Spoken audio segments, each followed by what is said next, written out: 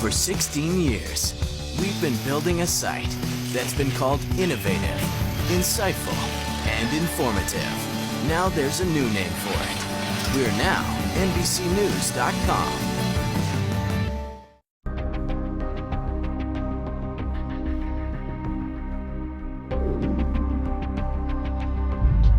Michelle Lay had been missing for weeks. No break in the case at all.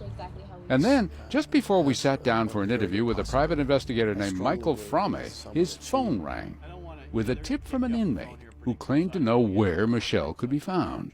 So who do you think is involved in Michelle's disappearance? What is this guy saying that he has? What can he tell you? He said his information is to a potential site where Michelle may be. Frame made the trip out to the jail for a face-to-face interview. The parolee's information was that she had been abducted and was being held at a house in Hayward. And it turned out, unfortunately, that this information was related to another criminal act and it had nothing to do with Michelle's disappearance. Back in Hayward, the police might have been accomplishing something, but they were saying nothing beyond their belief that Michelle was dead. And as far as the family could tell, the police investigation seemed to be getting nowhere. And now the family's own private investigator seemed lost in the weeds as well. Hoping to shake loose a lead, they increased the amount of the reward money from $20,000 to $40,000 to $65,000 to $100,000, all from private donations, much of it out of the family's own pockets. So every day was precious, said her brother Michael, and every day that passed a missed opportunity to find her. You know, she was always looking out for me, and so this was my time to do everything I can to look out for her, to make sure that the hell that she was going through, she wouldn't have to go through a day longer. So you must have this sense that any day now we'll find her and we'll bring her back and everything will be okay again. Every day we were hoping that today was the day. You know, every day. It was obvious as we talked to Michael the intensity of his devotion for Michelle. The reason for that? He told us a story about their mother. Her mom was pretty much our superhero. She worked long hours as a nurse practitioner, and she was an incredible mother to us. She was so loving.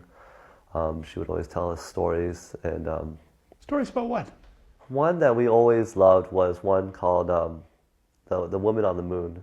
And it's a Vietnamese love story about if you look really hard enough, the shadows of the moon kind of looks like a woman with long flowing hair.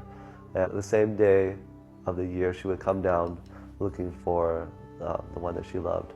But ultimately, she was trapped on the moon to watch over him. Folklore is the kind of reality that is like armor for a child. It protects in a time of terror. Michael was 11 when his mother learned she had breast cancer, but she did not tell him. She protected him from the worst of it, both he and his 14-year-old sister, Michelle. And so when the cancer finally took her life, it came as a shock. She died December 1st, 1999, and we had just seen her for Thanksgiving, maybe about a week ago. Now, alone, Michael and Michelle were taken in by Christine's family.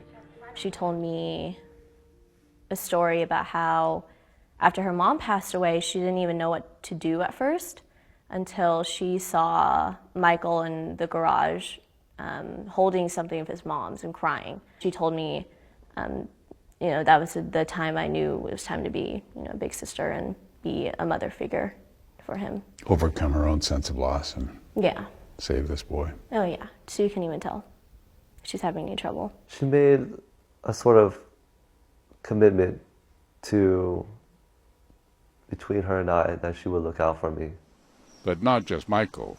Michelle also kept watch over Christine. She was my older sister. She dressed me, she helped tweeze my eyebrows, she taught me how to do makeup. Taught you about boys. Yeah, we talked about boys all the time. She helped me write my first love letters. Oh my gosh, when we were growing up, we were so alike that my family called me Mini Michelle. And now, Mini Michelle and Michael and the rest of the Lay family held vigils, issued press releases, anything to keep Michelle's case in the public eye. I needed to work on something all the time that was her every day, that was related to her every day. Did you feel like you're getting anywhere? It felt productive, but but it still felt hopeless. Hopeless in the sense where you still know what's going on.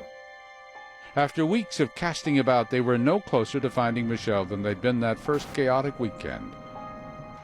And it was sad, but perfectly understandable, that public interest began to wane. It was during that period of darkness when one of Michelle's uncles down in San Diego begged for help from this woman, Carrie McGonigal.